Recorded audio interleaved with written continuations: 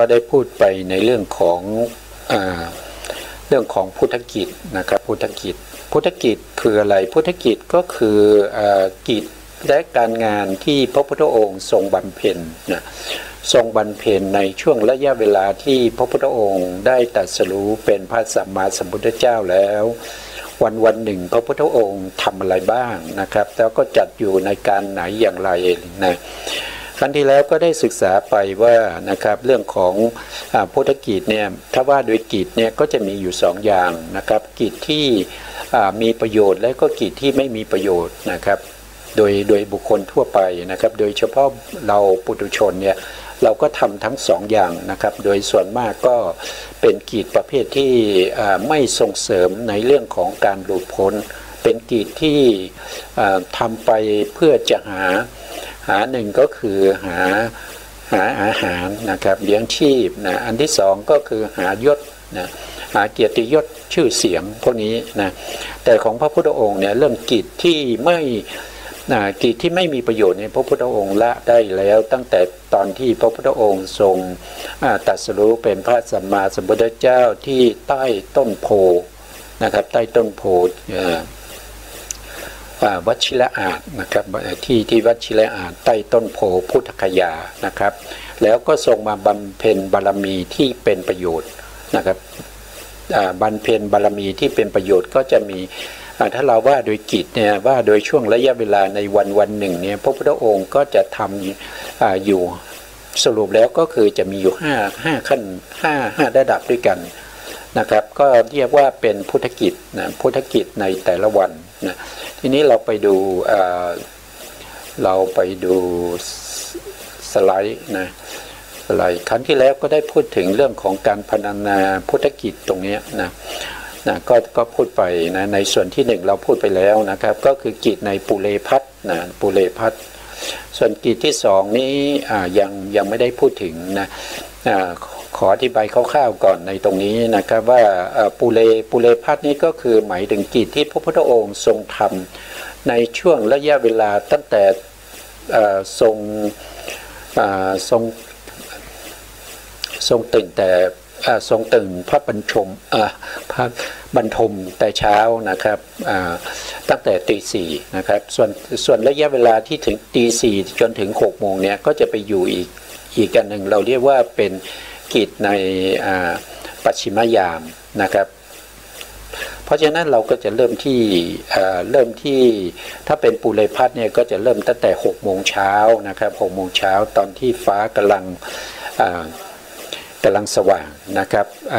พระพุทธองค์ก็จะมีการ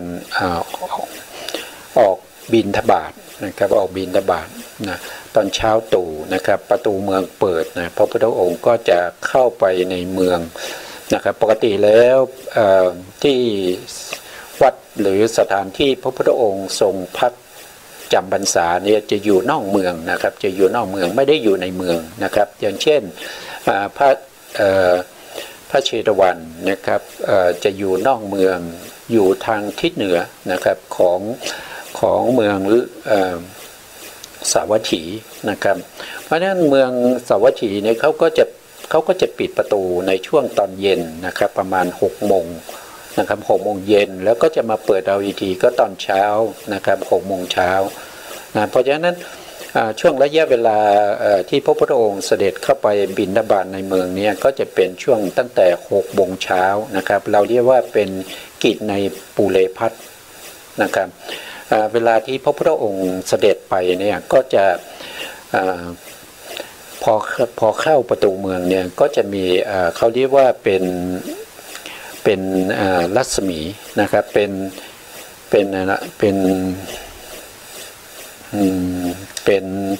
เขาเรียกว่าเป็นรัศมีซ่านออกจากพระวรกายนะครับซ่านออกจากพระวรกายเวียนไป3 รอบนะครับแล้วก็จะมีเสียงดนตรีนะครับเสียงดนตรีนะครับเกิดขึ้นเองนะครับไม่มีใครเล่นไม่มีใครบรรเลงนะครับ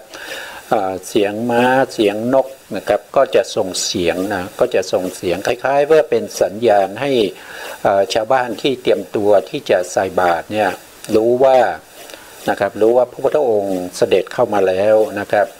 เพราะฉะนั้นชาวเมืองก็จะนุ่งห่มผ้าให้เรียบร้อยนะครับแล้วก็มาริมถนนนะครับเมื่อเห็นพระพุทธองค์มาก็ทูลขอพระพุทธองค์ว่าวันนี้หม่อมฉันจะถวายอาหารแก่ภิกษุ10 รูปนะขอภิกษุ10 รูปนะพระพุทธองค์ก็ประทานภิกษุให้ไป10 รูปคือสมัยพุทธกาลในเวลาที่รับบาตรเนี่ยเขาจะฉันอาหารที่บ้านของโยมเลยนะครับไม่เอาอาหารบิณฑบาตมาฉันที่วัดนะ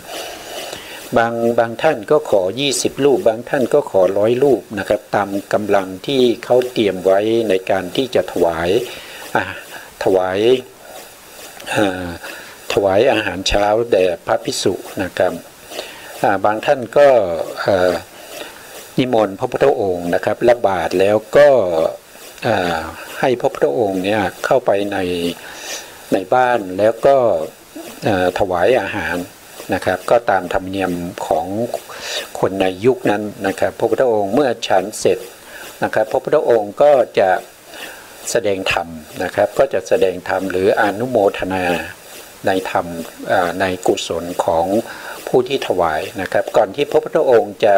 แสดงธรรมหรือว่าจะอนุโมทนาเนี่ยพระพุทธองค์ก็จะมีการตรวจดูก่อนนะครับตรวจดูว่าผู้ที่ทำอาหารหรือว่าผู้ที่ถวายอาหารทั้งหลายเนี่ยที่ร่วมกันมาฟังธรรมอยู่ตรงนี้มีใครบ้างที่จะสามารถที่จะฟังธรรมแล้วได้ดวงตาเห็นธรรมนะครับหรือว่าได้ตรัสรู้ธรรมพระพุทธองค์จะตรวจสอบก่อนนะครับเมื่อตรวจสอบแล้วว่ามีผู้ที่จะตรัสรู้ธรรมหรือว่าผู้ที่ฟังธรรมแล้วก็จะได้ประโยชน์นะครับพระพุทธองค์ก็จะดูต่อไปว่าจะต้องแสดงธรรมบทไหนนะครับแสดงธรรมประเภทใดนะครับที่เหมาะสมแก่การที่เขาจะได้ตรัสรู้นะครับแล้วก็จะแสดงช่วงไหนเวลาไหนนะครับขนาดไหนถึงจะเหมาะแก่บุคคลที่เขาจะตรัสรู้ธรรมรู้ธรรมได้นะคือพระพุทธองค์ทำทุกอย่างเนี่ยก็คือต้องดูก่อนนะครับไม่ใช่ว่าพระพุทธองค์อยากจะทำก็ทำเลยนะครับเพราะการแสดงธรรมและก็กิจของพระพุทธองค์เนี่ยจุดมุ่งหมายอยู่ที่ผู้ฟังธรรมแล้วก็ได้ตรัสรู้ธรรมนะครับได้ดวงตาเห็นธรรมถ้าเกิดว่าในบริเวณนั้นไม่มีบุคคลที่ฟังแล้วสามารถตรัสรู้ธรรมได้พระพุทธองค์ก็ดูต่อไปว่าฟังแล้วจะได้เป็นอัธยาศัยไหมฟังแล้วจะได้เป็นสัมมาทิฏฐิหรือเปล่านะครับถ้ามีอย่างน้อยๆก็จะต้องมีบุคคลที่ยึดพระพุทธพระธรรมพระสงฆ์เนี่ยเป็นสรณะนะครับก็เป็นบุคคลที่ถือพระรัตนตรัยเป็นสรณะตลอดชีวิตนะครับอย่างน้อยก็จะต้องได้บุคคลที่เป็นปุถุชนที่เป็นสาวกนะครับในการที่จะทำให้การแสดงธรรมของพระพุทธองค์นั้นไม่เสียเวลานะครับเพราะว่าการแสดงธรรมไปแล้วนะครับไม่มีใครเลยที่สนใจนะครับไม่มีใครฟังเลยมีแต่คนคุยกันนะครับแล้วก็แสดงไปโดยไม่ได้ประโยชน์อย่างนี้พระพุทธองค์ไม่แสดงนะครับพระพุทธองค์ไม่แสดงนะเมื่อพระพุทธองค์พิจารณาแล้วว่าควรจะทำยังไงพระพุทธองค์ก็จะทำตามนั้นเพื่อประโยชน์แก่คนฟังธรรมนะครับเพื่อประโยชน์แก่คนที่ได้เห็นพระพุทธองค์นะอันนี้ก็เป็นกิจของพระพุทธองค์นะในช่วงปูเลพัทนะครับหลังจากนั้นพระพุทธองค์เมื่อแสดงธรรมแล้วเนี่ยพระพุทธองค์ก็จะเสด็จกลับนะครับก็เสด็จกลับไปพระวิหารเชตวันนะครับแล้วก็จะประทับอยู่ที่ลงศาลานะครับเพื่อจะรอพระภิกษุทั้งหลายที่ไปบิณฑบาตนะครับที่ไปบิณฑบาตไปแต่ละหลัง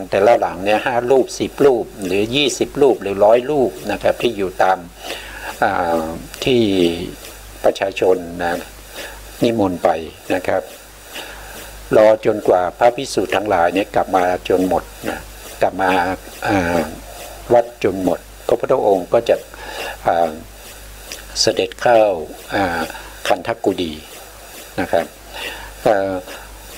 พ พอเสด็จเข้าคันธกุฎีเนี่ยก็บางครั้งก็จะพักผ่อนนะครับบางครั้งก็จะทำกิจนะครับทำกิจส่วนตัวอะไรพวกนี้นะครับแล้วก็พระพุทธองค์ก็ยังดูแลพระภิกษุสงฆ์นะครับพระภิกษุสงฆ์เมื่อไปบิณฑบาตกลับมาแล้วเนี่ยบางส่วนอาจจะมา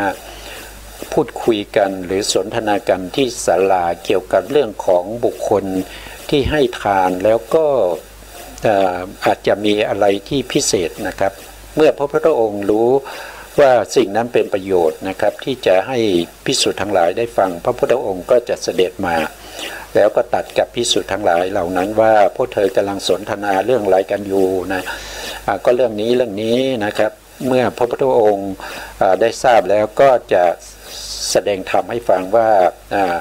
ที่เขาเป็นอย่างนี้นะเขาไม่ได้เป็นเฉพาะในภพนี้นะครับเขาเป็นมาหลายภพหลายชาติแล้วอย่างเช่นภพ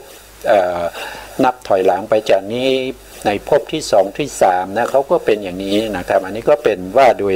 ดยสรุปนะครับแล้วก็หลังจากนั้นนะครับช่วงบ่ายๆนะช่วงบ่ายๆก็จะมีประชาชนทั้งหลายนะก็จะถือดอกไม้ของหอมนะครับมาที่วัดพระเชตวันนะครับช่วงบ่ายนะครับเพื่อจะมาฟังธรรมนะพระพุทธองค์ก็แสดงปาฏิหาริย์นะครับเมื่อประชาชนทั้งหลายที่มาพร้อมกันแล้วเนี่ยพระพุทธองค์ก็จะหายจากคือหายพระองค์จากคันธกุฎีนะครับแล้วก็มาปรากฏที่อาสนะที่ ขออภัยครับอาสนะที่อุปถากนะครับพุทธอุปถากเนี่ยท่านได้ปูไว้นะครับก็มาปรากฏตัวขึ้นตรงที่อาสนะนะครับแล้วก็จะแสดงธรรมนะครับให้แก่ชาวบ้านทั้งหลายเนี่ยได้ฟังนะครับเมื่อชาวบ้านฟังแล้วก็ผู้ที่ได้ประโยชน์ก็มีนะครับผู้ที่ฟังแค่เป็นอัธยาศัยก็มีนะครับก็ขึ้นอยู่กับแต่ละบุคคลที่สะสมบุญบารมีมาแต่พบก่อนนะครับว่ามากน้อยแค่ไหนนะเพียงพอไหมที่จะมีดวงตาเห็นธรรมเพียงพอไหมที่จะได้ตรัสรู้นะครับผู้ที่ตรัสรู้ผู้ที่แสดงธรรมเนี่ยเป็นถึงพระสัมมาสัมพุทธเจ้านี่ไม่มีปัญหาอยู่แล้วนะครับแต่จะมีปัญหาที่ผู้ฟังเท่านั้นเองนะครับว่าผู้ฟังเนี่ยพร้อมไหมพร้อมที่จะฟังธรรมแล้วก็ได้คุณธรรมตามนั้นหรือเปล่านะครับอันนี้ก็ผ่านไปนะครับพอประชาชนทั้งหลายนะครับชาวบ้านทั้งหลายเนี่ยฟังพระพุทธองค์แสดงธรรมแล้วก็จะกลับนะครับเพราะว่าช่วงเย็นนะครับ6 โมงเนี่ยประตูเมืองก็จะปิดนะประตูเมืองก็จะปิดเพราะฉะนั้นชาวบ้านก็จะกลับนะครับผู้ที่มาฟังธรรมนะครับประชาชนทั้งหลายก็จะกลับนะพอกลับแล้วนะครับพอกลับแล้วเนี่ยก็คือเป็นช่วงที่2นะครับที่ช่วงแรกนี้คือก่อนที่ไปฉันอาหารนะครับก็เรียกว่าเป็นกิจในปุเรพัทนะครับหลังจากนั้นที่พระพุทธองค์เสด็จกลับมาพระวิหารเชตวันนะครับแล้วก็ทรงประทับรอพระภิกษุทั้งหลายเนี่ยก็จะเป็นกิจในประชาพัฒน์จนถึงตอนเย็นนะครับจนถึงตอนเย็น6 โมงเนี่ยอันนี้เรียกว่าเป็นปัจฉาพัฒน์นะครับก็คือหลังจากฉันเช้าแล้วนะครับถ้าเราดูตรงนี้นะเราก็จะเห็นว่าพระพุทธองค์เนี่ยจะมีการฉันพระกายอาหารนะครับเพียงครั้งเดียวนะครับวันหนึ่งก็จะฉันเพียงครั้งเดียวนะครับเฉพาะช่วงเช้าเท่านั้นนะครับช่วงเช้าเท่านั้นนะแล้วก็หลังจากที่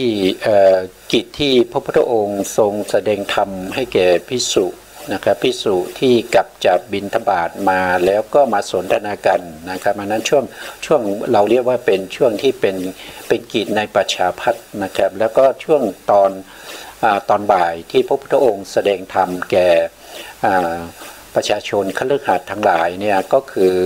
กิจในประชาพัฒน์นะครับนี่คือกิจในประชาพัฒน์ส่วนในกิจที่เป็นปุริมยามหรือปฐมยามเนี่ย ก็เป็นช่วงตั้งแต่6 โมงเย็นนะครับ6 โมงเย็นจนถึ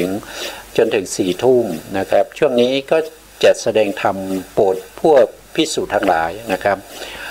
ตอนเย็นนะครับก็จะมีการมาประชุมกันนะครับที่พระวิหารแล้วพระพุทธองค์ก็จะแสดงธรรมแก่ภิกษุนะครับเมื่อแสดงธรรมเสร็จเนี่ยภิกษุบางท่านก็จะมาขอกรรมฐานนะขอกรรมฐานเลยนะครับพระพุทธองค์ก็จะประทานกรรมฐานให้นะครับแล้วเขาก็จะนำเอากรรมฐานนั้นไปประพฤติปฏิบัติอันนี้ว่าโดยย่อๆนะครับเป็นช่วงที่ตั้งแต่เวลา6 โมงเย็นจนถึง4 ทุ่มนะครับเรียกว่าเป็นปุริมยามนะครับหรือเรียกว่า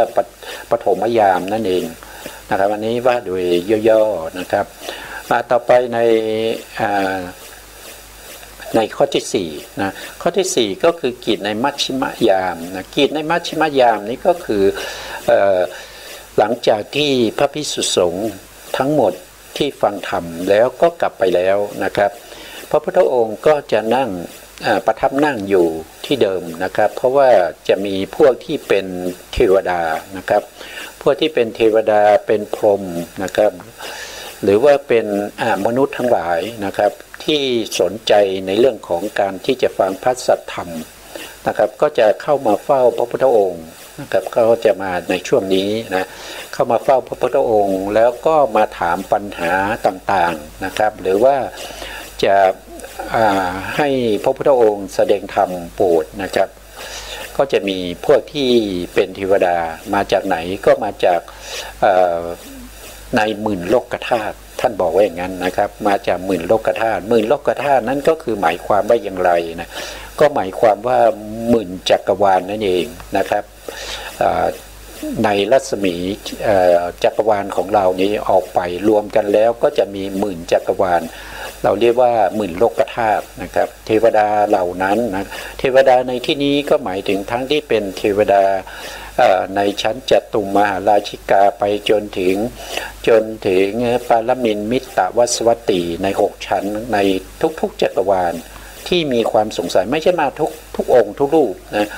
ที่มีความสงสัยที่ต้องการพบพระสัมมาสัมพุทธเจ้าก็จะมานะก็จะมาแล้วก็ยังมีพวกที่เป็นพรหมอีกนะเป็นพรหมตั้งแต่ปุริสชาพรหมนะมหา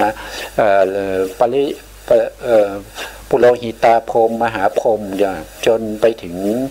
พวกที่เป็นพรหมในอานิกถะอานิถานะอันนี้ซึ่งเป็นพรหมในชั้นสุทาวาสนะครับผมก็จะหารูปนิดหนึ่งนะครับให้ท่านผู้ฟังได้เห็นนะครับว่าก็จะมีพรหมมาในการที่จะฟังพระธรรมของพระพุทธองค์นะครับอย่างเราเนี่ยเดี๋ยวเราเป็นมนุษย์เราเป็นบุคคลที่สามารถที่จะฟังธรรมได้นะครับก็ไม่รู้ว่าในสมัยนั้นเราได้ไปฟังธรรมหรือเปล่านะครับได้ไปฟังธรรมหรือเปล่าเพราะว่าบางครั้งเนี่ยเราก็ง่ายนะครับก็คือง่ายก็ไม่สนใจนะทำอะไรง่ายๆเนี่ยไม่สนใจนะมนุษย์ตรงนี้นะก็คือพระสัมมาสัมพุทธเจ้าทรงประทับอยู่ตรงนี้ที่วัดเชตวันนะครับปัจจุบันก็ประเทศอินเดียนะครับพุทธคยาไม่ใช่พุทธคยาสินะเมืองสวัสถีนะเมืองสวัสถีก็จะมีเทวดาพวกนี้นะครับเทวดาพวกนี้ใน6 ชั้นเนี้ยนะแล้วก็มีพวกที่เป็นพรหมนะครับเป็นพรหมก็จะอยู่ตรงนี้นะแล้วก็สุทธาวาสก็จะอยู่ในพวกนี้บุคคลที่มีปัญหานะครับมีปัญหาเกี่ยวกับเรื่องของความเป็นไปความเป็นอยู่ของชีวิตและร่างกายทั้งหลายนะครับที่เกี่ยวกับเรื่องของสัจธรรมทั้งหลายเนี่ยก็จะม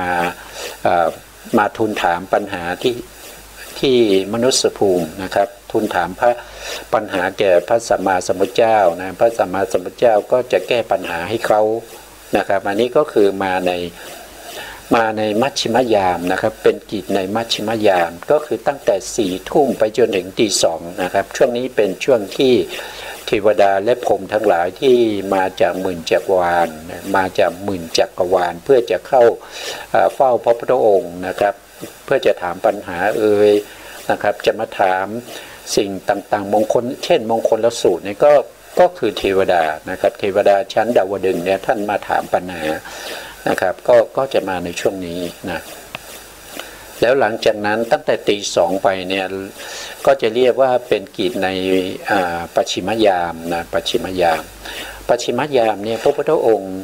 ก็คือตั้งแต่ตี 2นะพระพุทธองค์ก็จะมีการเดินจงกรมนะครับมีการเดินจงกรมเพื่อจะผ่อนคลายอิริยาบถที่นั่งมานานนะครับก็ไปเดินจงกรมนะครับประมาณสักชั่วโมงมั้งนะครับตามอัธยาศัยของพระพุทธองค์นะครับแล้วก็เข้าสู่คันธกุฎีนะครับเพื่อจะพักผ่อนประมาณ1ชั่วโมงนะครับตี 2ตี 3ตี 4นะครับพอถึงตี 4พระพุทธองค์ก็จะทรงตื่นนะครับทรงตื่นจากพระบรรทมนะครับแล้วก็จะมีการตรวจดูสัตว์โลกนะครับตรวจดูสัตว์โลกว่ามีใครบ้างที่มาปรากฏในไข่พยานของพระพุทธองค์นะครับก็จะตรวจสอบดูนะครับว่าใครที่จะสมควรที่พระพุทธองค์จะไปโปรดนะครับอันนี้ก็พระพุทธองค์เวลามีบุคคลบางบุคคลเนี่ยพร้อมที่จะตรัสรู้ธรรมได้นะครับถึงแม้จะไกลแค่ไหนพระพุทธองค์ก็เสด็จไปนะครับโดยบางครั้งก็เสด็จเพียงผู้เดียวนะครับบางครั้งก็เสด็จไปกับพระอานนท์นะครับบางครั้งก็มีพระภิกษุสงฆ์แวดล้อมนะครับก็ขึ้นอยู่กับเหตุผลหลายอย่างนะครับจุดมุ่งหมายที่พระพุทธองค์ทรงเสด็จไปโปรดบุคคลเหล่านี้ก็เพราะว่าพระพุทธองค์สร้างบารมีมาด้วยพระมหากรุณาธิคุณนะครับคือบุคคลที่สมควรที่จะได้ตรัสรู้ธรรมแล้วถ้าเลยจากเวลานั้นไปมันก็จะยากนะครับมันก็จะยากก็คือหมายความว่าบางครั้งเนี่ยเขามีศรัทธาของปุถุชนเนี่ยมันไม่มั่นคงนะครับต้องรักษานะเวลาศรัทธาเกิดขึ้นเนี่ยถ้าพระพุทธองค์ไม่ไปโปรดนะครับหรือว่าไม่ไปแสดงธรรมให้เขาฟังเขาก็จะไม่ได้ดวงตาเห็นธรรมไม่ได้ตรัสรู้ธรรมอย่างเงี้ยมันเลยเวลาไปพอเลยเวลาไปแล้วจะไปโปรดเนี่ยมันก็การที่จะตรัสรู้ธรรมก็จะยากนะครับเพียงแต่ฟังไว้เป็นอุปนิสัยเท่านั้นเองนะครับอันนี้ก็เป็นพระกรุณานะครับพระกรุณาของพระสัมมาสัมพุทธเจ้านะครับที่จะโปรดแก่สัตว์ทั้งหลายนะครับเพราะฉะนั้นกิจในแต่ละวันเนี่ยพระพุทธองค์ก็จะทำกิจพวกนี้นะครับกิจในปุเรพัทนะครับกิจในปุเรพัทก็คือก่อนที่จะฉันเช้านะครับหลังจากฉันเช้าแล้วก็จะเรียกว่าเป็นปัจฉา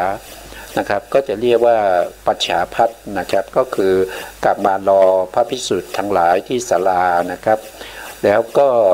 ถ้ามีปัญหาอะไรเนี่ยภิกษุทั้งหลายก็จะถามบางรูปก็ขอกรรมฐานแล้วก็ไปปฏิบัติในที่ตนอาศัยอยู่นะครับแล้วหลังจากนั้นเนี่ยช่วงตอนเย็นเนี่ยนะช่วงตอนเย็นก็ยังอยู่ในปัจฉาพัทอยู่นะครับอันนี้ก็จะเป็นพวกที่ชาวบ้านเขามาฟังธรรมนะครับแล้วหลังจากนั้น6 โมง6 โมงเย็นเนี่ยก็จะเป็นช่วงที่เป็นปุริมยามหรือว่าปฐมยามนะครับภิกษุทั้งหลายก็จะมาฟังธรรมนะครับหลังจากนั้นก็จะเป็นมัชฌิมยามตรงนี้ก็จะโปรดพวกเทวดานะครับพวกเทวดาทั้งพรหมด้วยนะครับแล้วนี้ก็จะมัชฌิมยามนี้ก็คือตั้งแต่4 ทุ่มจนถึงตี 2นะครับแล้วก็จากตี 2ไปถึง6 โมงเช้าเนี่ยก็จะเรียกว่าเป็นปัจฉิมยามนะปัจฉิมยามในพระพุทธองค์แบ่งออกเป็น3 ช่วงแรกก็จะเดินจงกรมช่วงที่2ก็จะพักผ่อนช่วงที่3ก็จะตรวจดูสัตว์โลกนะครับในหมื่นจักรวาลที่พระพุทธองค์สมควรที่จะไปโปรดนะครับอันนี้ก็เป็นเรื่องคร่าวๆนะครับครั้งที่แล้วเนี่ยเราก็ศึกษามาจนถึง กีตในปุเรพัทนะครับในกีตในปุเรพัทนะครับก็ในกีตในปุเรพัทเนี่ยก็เราก็ได้ศึกษากันไปแล้วนะครับทีนี้นะครับก็จะอันนี้ก็คือกีตในปุเรพัทก็จบไปนะครับแล้วก็ส่งกลับมานะครับแล้วเสร็จเนี่ยท่านบอกว่ากิจในปุเรพัทเสร็จแล้วอย่างนี้นะครับก็คือการที่ไปบิณฑบาตแล้วก็ฉันอาหารที่บ้านผู้ที่นิมนต์นะครับแล้วก็แสดงธรรมนะครับแสดงธรรมแล้วก็กลับมานะครับแล้วก็จะมาประทับอยู่ที่ศาลาปฏิบัติใกล้กับคันธกุฎีนะครับหลังพระบาทยืนทรงประทับยืนนะตรงนี้น่าจะประธานโอวาทตรงนี้ก็คงจะเป็นลักษณะว่าต้องนั่งนะครับตรงนี้นะครับไม่ใช่ยืนนะเพราะว่าอาจจะแปลมาผิดหรือเปล่าไม่รู้นะครับอันนี้เวลาล้างพระบาทแล้วก็เช็ดพระบาทแล้วก็คงจะนั่งก่อนนะครับแล้วถึงจะให้โอวาทแก่ภิกษุทั้งหลายนะครับว่าภิกษุบางรูปบางท่านนะครับก็จะขอกรรมฐานขออะไรเนี่ยครับพระพุทธองค์ก็จะประทานให้นะครับหลังจากนั้นพระพุทธองค์ก็จะตักเตือนภิกษุทั้งหลายนะครับว่าท่านทั้งหลายถึงตรงนี้นะครับเธอทั้งหลายจงยังประโยชน์ของตนและประโยชน์ของท่านให้ถึงพร้อมด้วยนะครับไม่ประมาทเถิดนะครับแล้วก็ทรงตรัสว่านะครับทุลโภจะมนุษย์ตังนะครับทุลโภจะมนุษย์ตังเนี่ยก็เราก็ได้ฟังมาบ่อยนะครับแปลว่าอะไรก็คือแปลว่าความเป็นมนุษย์เนี่ยหาได้ยากความเป็นมนุษย์เนี่ยหาได้ยากนะครับการที่เราได้มาเกิดมาเป็นมนุษย์เนี่ยไม่ใช่ว่าอยู่ๆมันก็มาเป็นมนุษย์ไม่ใช่นะครับมันมีเหตุมีปัจจัยนะครับที่เราทำไว้ในอดีตนะเราทำไว้ในอดีตเนี่ยที่ส่งผลมาให้เราเนี่ยได้มาเกิดเป็นมนุษย์ที่สมบูรณ์นะครับเกิดเป็นมนุษย์ที่ไม่พิกลพิการนะครับอันนี้เป็นของยากนะครับเราถ้าเราคิดดูว่าในแต่ละวันของเราที่ชีวิตของเราดำเนินไปเนี่ยนะเราทำอะไรบ้างนะครับถ้าเราพิจารณาให้ดีนะครับในชีวิตแต่ละวันเนี่ยเราทำแต่สิ่งที่มันเป็นอกุศลนะครับเป็นอกุศลทำกุศลไม่มากนะนิดเดียวนะครับบางท่านก็อาจจะเข้าใจว่าวันผมก็ไม่ได้ทำอะไรผมก็นั่งนะผมก็นั่งนอนนะครับผมไม่ได้ทำบาปนะผมไม่ได้ทำบาปจริงๆแล้วเนี่ยการนั่งการนอนจิตเนี่ยมันจะเกิดดับอยู่ตลอดเวลาเมื่อจิตเกิดดับอยู่ตลอดเวลาเนี่ยถึงแม้ว่าเราไม่ได้คิดอกุศลไม่ได้รู้สึกถึงความอยากความต้องการนะกับความกระหายความอะไรก็ตามนะครับจิตของเรามันจะเป็นจิตที่ฟุ้งซ่านนะมันจะฟุ้งซ่านนะถ้าเราดูให้ดีเราก็จะเห็นนะครับเราก็จะเห็นอุทธัจจะเนี่ยเกิดกับจิตเราบ่อยๆอันนั้นเป็นอกุศลนะเป็นอกุศลนะเขาให้ผลเหมือนกันนะครับเขาให้ผลในประวัติการนะเขาให้ผลในประวัติการแล้วเราอยากนะถ้าเราอยากเนี่ยเช้ามาก็ตื่นมาก็หาอาหารอย่างเงี้ยหาอาหารแล้วก็หามาได้ก็ทานอาหารพวกนี้มันเป็นอกุศลทั้งหมดนะครับเป็นโลภะนะครับโลภะที่เป็นญาณวิปยุตก็มีนะครับญาณสัมปยุตก็มีพวกนี้ก็ให้ผลเหมือนกันนะให้ผลตอนไหนให้ผลนำเกิดแต่ไปนำเกิดที่ไหนนำเกิดในอบายสัตว์นะเกิดในอบายสัตว์นะครับวันนี้ถ้าเราไม่ได้อยู่ในบุญกิริยาวัตถุ10นะครับไม่ได้อยู่ในเรื่องของการให้ทานนะครับไม่ได้อยู่ในเรื่องของการรักษาศีลไม่ได้อยู่ในเรื่องของการภาวนาไม่ได้อยู่ในเรื่องของการอ่อมน้อมถ่อมตนต่อผู้ใหญ่ไม่ได้อยู่ในการช่วยเหลือการงานที่เป็นกุศลนะครับไม่ได้ไม่หลังจากให้ทานแล้วไม่ได้อุทิศส่วนบุญส่วนกุศลให้แก่สรรพสัตว์ทั้งหลายหรือว่าเห็นเขาทำดีแล้วก็ไม่อนุโมทนาไม่ยินดีกับเขานะแล้วก็มีใจพยาบาทนะครับไม่ชอบฟังธรรมไม่ชอบฟังธรรมนะ แล้วก็ไม่ชอบสนทนาธรรมแต่สนทนาในเรื่องของการเมืองนะครับเรื่องการเมืองเรื่องของคนนั้นคนนี้อย่างนี้มันเป็นอกุศลนะมันเป็นเขาเรียกว่าเดรัจฉานคถานะครับเรื่องของพระราชาเรื่องของการงานต่างๆอะไรพวกนี้นะครับพวกนี้นำไปสู่ไหนนะก็นำไปสู่ความเป็นสัตว์ในอบายนะเพราะฉะนั้นเราเห็นได้ว่าแต่ละวันเนี่ยที่เราดำเนินชีวิตไปเนี่ยมันก็เป็นสิ่งที่เสี่ยงนะครับเป็นสิ่งที่นำเราไปสู่อบายเป็นส่วนมากนะนำไปสู่อบายเป็นส่วนมากนะแล้วก็กรรมที่เราเคยทำไว้ในอดีตเนี่ยมันก็มีมากมายนะครับส่วนใหญ่ก็เป็นอกุศลธรรมเมื่ออกุศลธรรมให้ผลเราก็ไปเกิดในอบายเพราะฉะนั้นจะได้มาเกิดเป็นมนุษย์เนี่ยมันยากนะครับมันยากนะไม่ใช่ง่ายๆนะครับพระพุทธองค์ได้ทรงแสดงไว้อย่างนี้นะครับบางคนอาจจะเห็นว่าเวลาที่ไปให้อาหารปลานะครับไปให้อาหารปลามีบางที่นะครับบางวัดนี่เขาก็จะมีการเลี้ยงปลาไว้นะครับมากมายนะครับเวลาเราไปให้อาหารปลานี่ก็ถือว่าเป็นการให้ทานนะครับแต่เวลาเราให้ทานเนี่ยเราปรารภอะไรนะครับเราคิดถึงอะไรนะครับเราคิดถึงปลาใช่ไหมครับเราไม่ได้คิดถึงกุศลของเราไม่ได้คิดถึงว่าจิตใจของเราเนี่ยมันไม่มีความโลภมันไม่มีความเกลียดชังมันไม่มีความฟุ้งซ่านมันไม่มีวิจิกิจฉาไม่ลังเลสงสัยนะครับเราก็ให้อาหารปลานะครับถ้าเราไม่คิดอยู่ในเรื่องของบุญกุศลเนี่ยถึงแม้ว่าเรากำลังให้ปลามันก็เป็นการให้ปลาที่เป็นให้ประเภทที่เป็นอกุศลนะครับอกุศลยังไงก็อยากจะให้ปลาเนี่ย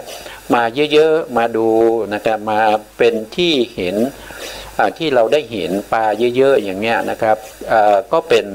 เห็นแล้วก็เกิดความยินดีใช่ไหมครับเกิดความยินดีปลาเยอะนะครับให้อาหารเนี่ยยินดีพอใจเนี่ยมันก็เป็นโลภะมันเป็นโลภะมันก็ส่งผลเหมือนกันนะครับมันก็ส่งผลให้เราในขณะที่เราให้ปลาเนี่ยมันก็ส่งผลให้เราว่ามีเวทนาที่เป็นสุขใช่ไหมก็เป็นโลภะประเภทสมนัตนะครับแล้วก็ให้ผลเราในการที่จะนำไปเกิด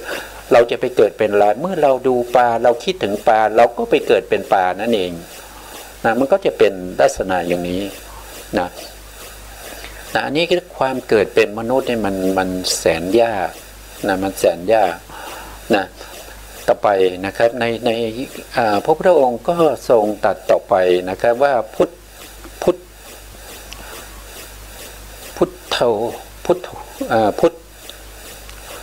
ุนะครับปาโทจะนะครับทุลโภนะครับความเกิดขึ้นของพระพุทธเจ้าหาได้ยากนะครับหาได้ยากอันนี้ก็เป็นความจริงนะครับว่าพระพุทธเจ้าแต่ละพระองค์เนี่ยที่จะมาอุบัติในโลกในจักรวาลนี้นะครับ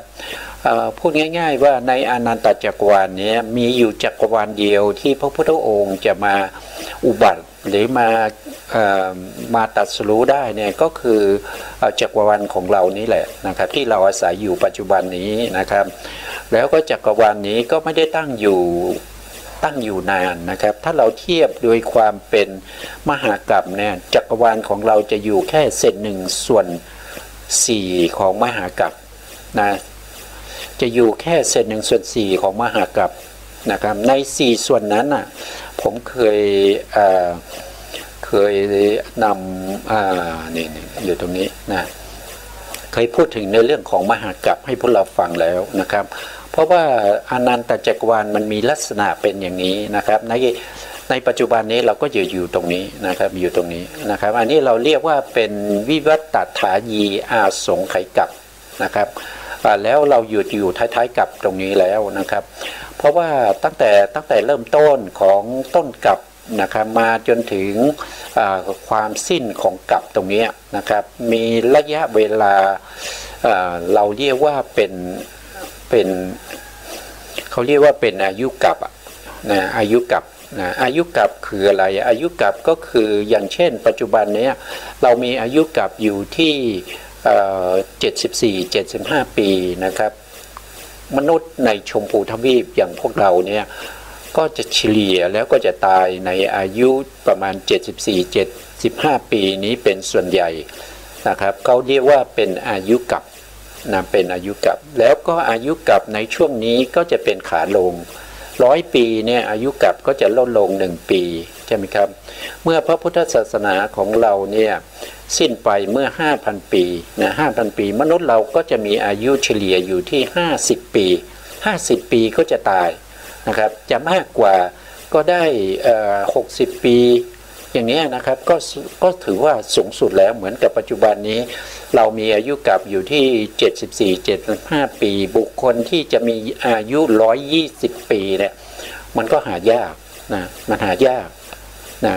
เพราะขาลงนะครับเมื่อมนุษย์เรามีอายุขาลงไปเรื่อยๆจนถึงอายุกับอยู่ที่10 ปีนะครับก็เกิดกลียุคนะครับหลังจากนั้นอายุกับของเราก็จะมากขึ้นไปเรื่อยๆจนถึงอสงไขยปีแล้วก็วนลงมานะครับแล้วก็ลงมาอีกนะลงมาจนถึงขอดูตรงนี้ชัดเจนกว่านะครับในลักษณะอย่างนี้นะครับ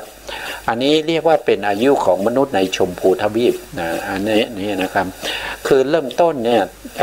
โลกของเราสร้างขึ้นมาแล้วก็มีมนุษย์มาอาศัยอยู่ครั้งแรกเราจะเรียกว่าตรงนี้เป็นต้นกลับนะเป็นต้นกลับนะครับก็จะมีอายุเป็นอสงไขยปีนะครับอสงไขยปีหรืออสงไขยอายุกับก็คือหมายถึงว่าเป็นอายุของมนุษย์ในยุคนั้นเนี่ยนับไม่ได้ยาวนานมากนะครับเมื่อมนุษย์มาอยู่นักเข้านานเข้าก็มีอกุศลในใจนะครับเพราะว่าอายุยืนมากมองไม่เห็นความตายนะครับมองไม่เห็นความตายเห็นอะไรเป็นสิ่งที่เที่ยงไปหมดนะครับก็มีความจิตใจก็เป็นอกุศลเพราะฉะนั้นอายุของมนุษย์ก็ลดลงเรื่อยๆนะครับนี่ขาลงนะครับขาลงจนถึง10 ปีเรียกว่าอายุกับนะครับแต่ปัจจุบันนี้เราอยู่ประมาณตรงนี้นะครับก็จะอยู่ประมาณ74-75 ปีนะครับก็จะลงมาจนถึง10 ปีแล้วก็เกิดกลียุคแล้วก็ขึ้นไปอีกนะขึ้นไปอีกจนถึงอสงไขยปีแล้วก็ลดลงมาอีกจนถึง10 ปีแล้วก็ขึ้นไปอีกจนถึงอสงไขยปีนะครับอย่างนี้เนี่ยเขาเรียกว่า2 รอบใช่ไหมครับจากอสงไขยปีลงมา10 ปีแล้วขึ้นไปจนถึงอสงไขยปีนี้รอบหนึ่งนะครับแล้วก็จากอสงไขยปีลงมาจนถึง10 ปีแล้วก็ขึ้นไปจนถึงอสงไขยปีนี่อีกรอบหนึ่งเรียกว่า2 รอบนะ2 รอบจะเท่ากับอันตกัปนะเท่ากับ1 อันตกัปนะ1 อันตกัปแล้วก็ทั้งหมดตั้งแต่ต้นกลับไปจนถึงสิ้นกลับนะครับทั้งหมดนี้จะมีอยู่64 อันตกัป64 อันตกัปเนี่ย1 อันตกัปมันเท่ากับ2 รอบเพราะฉะนั้นก็จะเท่ากับทั้งหมดเนี่ย128 รอบนะครับตั้งแต่ต้นกลับจนถึงโลกของเราสิ้นสูญไปเนี่ยจะมีอายุเท่ากับ128 รอบนะครับตอนนี้เราอยู่ที่อยู่ที่รอบที่100นะครับอยู่ที่รอบที่100อยู่ท้ายๆของการสิ้นโลกของเราแล้วนะครับอยู่ที่100 รอบนะแล้วก็จะต่อไป101 102 103นะครับก็จะมีพระพุทธเจ้าอีกองค์หนึ่งนะครับก็คือพระศรีอานก็จะมาอุบัติในเวลาขาลงนะครับอายุมนุษย์ขาลงแต่ไม่รู้ว่าจะอยู่ในรอบที่เท่าไหร่นะครับแต่ต้องก่อนรอบที่128แน่ๆนะครับจะอยู่ช่วงไหนไม่รู้นะครับจะอยู่ช่วงท้ายๆนี่แหละนะครับเพราะฉะนั้นเราเห็นว่านะครับอายุของมนุษย์เนี่ยมันอายุของมนุษย์ในชมพูทวีปเนี่ยมันไม่แน่นอนนะครับมันไม่แน่นอนขึ้นลงนะครับเพราะฉะนั้นมันทำให้มนุษย์ในชมพูทวีปเนี่ยมีกิเลสเนี่ยไม่เหมือนกันแต่ละยุคแต่ละสมัยยุคไหนสมัยไหนที่มีกิเลสมากก็จะอายุสั้นลงเรื่อยๆนะครับแต่ยุคไหนสมัยไหนที่มีคุณงามความดีอายุก็จะมากขึ้นไปเรื่อยๆนะครับนะอันนี้ก็เป็นลักษณะของ ลักษณะของอายุของมนุษย์ในชมพูทวีปนะครับเมื่อกี้พูดถึงพระพุทธองค์ทรงตรัสไว้นะครับในเรื่องของความเกิดเป็นมนุษย์เนี่ยนะครับความเกิดเป็นมนุษย์เนี่ยมันแสนยากนะครับแล้วก็ความที่พระพุทธองค์จะตรัสรู้นะครับการที่ได้พบกับพระพุทธองค์นี้ยิ่งยากไปกว่านะครับยิ่งยากไปกว่าเพราะว่าโลกของเราเนี่ยมีอายุที่ได้พูดไปใช่ไหมครับมีอยู่ทั้งหมดเนี่ยอายุว่าโดยอายุกลับเนี่ยก็จะมีอยู่128รอบใน128รอบเนี่ยมีพระพุทธเจ้าในภัตตกัปโลกของเราปัจจุบันเป็นภัตตกัปเนี่ยมีพระพุทธเจ้าแค่5พระองค์5พระองค์ใน128รอบแล้วก็ใน128รอบเนี่ยพระพุทธเจ้าจะไม่มีอายุอยู่ได้จนถึงอสงไขยปีไม่มีนะครับอยู่ได้อย่าง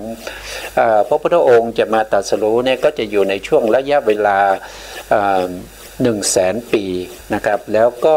ไม่เกิน100,000 ปีแล้วก็ไม่ต่ำกว่า100 ปีอย่างเช่นพระสมณโคดมของเราเนี่ยมาที่100 ปีนะครับมาที่100 ปีถ้าต่ำกว่านี้พระพุทธองค์ก็จะไม่อุบัตินะครับเพราะว่าคนจะมีกิเลสมากแล้วก็สอนยากอย่างเช่นปัจจุบันนี้นะครับสอนยากนะครับผู้ที่จะตรัสรู้ตามเนี่ยไม่ค่อยมีนะครับหรือว่าบุคคลที่มีอายุมากกว่า100,000 ปีเนี่ยพระพุทธองค์ก็จะไม่ตรัสรู้เพราะว่าก็สอนยากเหมือนกันนะครับเพราะว่าอะไรเพราะว่าเขามองไม่เห็นความเป็นอนิจจังทุกขังอนัตตานะครับเพราะฉะนั้นพระพุทธเจ้าก็จะอยู่ในช่วงระยะเวลามากที่สุดก็คือ100,000 ปีนะครับอายุกับที่100,000 ปีแล้วก็น้อยที่สุดก็ที่อายุกับที่100 ปีนะครับแล้วก็อย่างมากพระพุทธเจ้าจะมาอุบัติในโลกในชมพูทวีปนี้มากที่สุดในช่วงจักรวาลหนึ่งเนี่ยในที่เป็นตั้งอยู่เนี่ยมีแค่5พระองค์เองนะครับ6พระองค์ไม่มี7พระองค์ไม่มีนะครับ8พระองค์ก็ไม่มี9ก็ไม่มี10ก็ไม่มีนะที่มากกว่า5ไม่มีนะครับเพราะฉะนั้นมีแค่5นะครับมีแค่5พระองค์แล้วก็ลองดูที่อายุรอบของเรามันมีตั้ง128รอบแล้วพระพุทธเจ้าจะมาอุบัติแค่5พระองค์นะครับ5พระองค์เนี่ยจะอยู่รอบไหนก็ไม่รู้นะครับแต่จะอยู่ในขาลงของอายุมนุษย์นะครับอยู่ที่100,000 ปีจนถึงร้อยปีเขาเรียกว่าเป็นอายุกรรมนะครับก็จะอยู่ในช่วงนี้เพราะฉะนั้นถ้าเราเทียบแล้วพระพุทธเจ้าเนี่ยเกิดได้ยากมากนะครับบำเพ็ญบารมียาวนานนะครับอย่างพระพุทธเจ้าของเราเนี่ยเป็นปัญญาธิกาเนี่ยทรงบำเพ็ญบารมีตั้งแต่ตั้งความปรารถนาจนได้เป็นพระพุทธเจ้าเนี่ยใช้เวลาถึง20อสงไขยแสนมหากัปนะครับ20อสงไขยแสนมหากัปกรรมหนึ่งก็คือหมายถึงว่าโลกใบหนึ่งหมดไปนะครับแล้วก็จะมีการเริ่มสร้างโลกขึ้นมาใหม่จนสมบูรณ์นะครับเราก็พูดไปก็ดูตรงนี้นิดหนึ่งดูตรงนี้นิดหนึ่งอย่างเช่นนี้นะครับตรงนี้ตั้งแต่ตรงนี้นะครับตั้งแต่ตรงนี้จนถึงตรงนี้นะครับ4อสงไขยเนี่ยเราเรียกว่า1มหากัปนะครับจากตรงนี้จากตรงนี้คือโลกของเราเริ่มสร้างขึ้นแล้วก็สามารถที่จะมีมนุษย์อยู่ได้ตั้งแต่ตรงนี้ไปจนถึงโลกของเราถูกทำลายจนหมดสิ้นตรงนี้เราเรียกว่า1มหากัปแล้วทีนี้1มหากัปเนี่ยโลกของเราตั้งอยู่แค่1/4ของมหากัปเท่านั้นเองเห็นไหมครับอยู่เฉพาะส่วนนี้เท่านั้นเองนะครับส่วนนี้ก็จะมนุษย์อยู่ไม่ได้เพราะถูกทำลายแล้วตรงนี้ถูกไฟเผาถูกลมพัดถูกน้ำกดทำให้สลายไปเนี่ยนะครับในช่วงนี้ช่วงนี้เรียกว่าที่ถูกทำลายเนี่ยเราจะเรียกว่าสังวัตตะอสงไขยกัปซึ่งกำลังถูกทำลายเมื่อถูกทำลายจนสิ้นซากไม่เหลืออะไรเลยในอวกาศเวิ้งว้างเนี่ยก็จะเป็นช่วงที่3ของมหากัปเราก็จะเรียกว่าสังวัตตถายีอสงไขยกัปก็คือทำลายจนหมดสิ้นตรงนี้นะครับก็จะมีช่วงระยะเวลาที่เท่ากัน4เท่านะครับ4ส่วนนี้เท่ากันนะครับแล้วก็จะมีการเริ่มสร้างขึ้นมาใหม่ตั้งแต่จุดนี้ ไปจนถึงสร้างจนสำเร็จก็มาต่อตรงนี้นะสร้างจนสำเร็จตรงนี้นะครับเราเรียกว่าเป็นวิวัตตะอาสงไขยกับกำลังสร้างนะครับกำลังสร้างมาตรงนี้ก็มาต่อตรงนี้อีกทีนะครับตรงนี้สร้างจนเสร็จแล้วมีมนุษย์มาอาศัยอยู่ก็เรียกว่าวิวัตตถายีอาสงไขยกับนะครับก็จะเป็นอย่างนี้นะเวลาจะหมดแล้วนะครับเราก็พูดได้นิดเดียวนะครับในเรื่องของการที่พระพุทธองค์ทรงตรัสไว้นะครับในเรื่องความยากทั้งหลายเนี่ยนะครับในครั้งต่อไปเราก็จะมาพูดในส่วนนี้ด้วยนะครับแล้วก็ขออภัยในเรื่องของการวันนี้อาจจะเข้ามาช้านิดหนึ่งนะครับเพราะว่ามีปัญหาในเรื่องของสัญญาณทางวิทยุนะครับตอนนี้เวลาหมดนะครับก็ขอคืนเวลาให้ทางสถานีครับสุดท้ายนี้ขอกราบขอบพระคุณพระครูสมุทรวิสุวัฒน์วรกิจโจผู้อำนวยการสถานีวิทยุเพื่อการศึกษาพระพุทธศาสนาและวัฒนธรรมขึ้น FM 104.5 เมกะเฮิรตซ์วัดฝายหินจังหวัดเชียงใหม่นะครับแล้วก็ขอบคุณผู้การธนัทนะครับที่แบ่งเวลาให้ชั่วโมงหนึ่งนะครับแล้วก็ขอบคุณท่านผู้ฟังและผู้ชมทุกท่านนะครับที่ติดตามในรายการศึกษาพระสัทธรรมเพื่อการพ้นทุกข์ครับวันนี้เวลาหมดครับลาไปก่อนครับสวัสดีครับ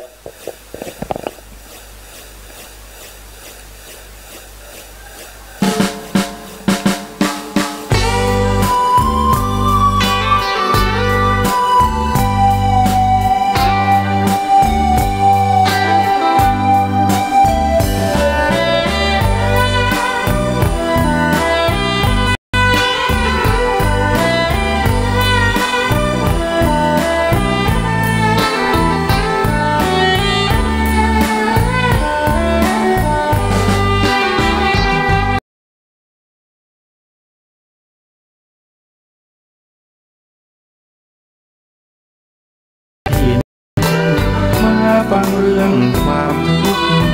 โลกแสนวุ่นวายมากมายปัญหามันรุกคนมีแต่ทุกข์ทวีทุกวี่ทุกวันทุกข์ทางกายและใจข้อหนึ่งฟังไว้